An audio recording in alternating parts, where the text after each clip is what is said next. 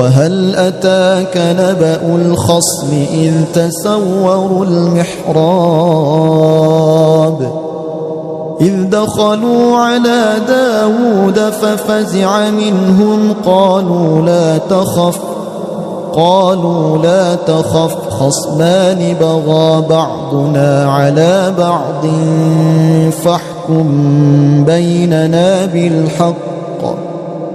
فاحكم بيننا بالحق ولا تشطط واهدنا إلى سواء الصراط إن هذا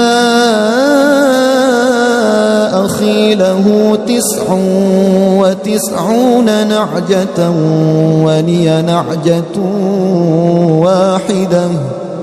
ولي نعجة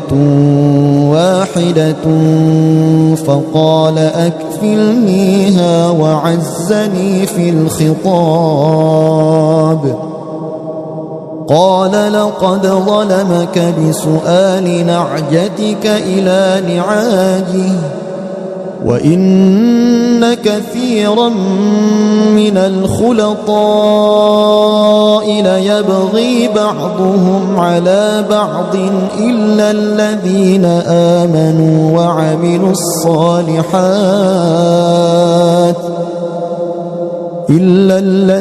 آمنوا وعملوا الصالحات وقليل ما هم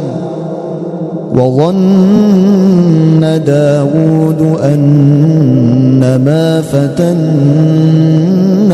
فاستغفر ربه وخر راكعا وأناب فغفرنا له ذلك وإن له عندنا لزلفى وحسن مآب يا داود إنا جعلناك خليفة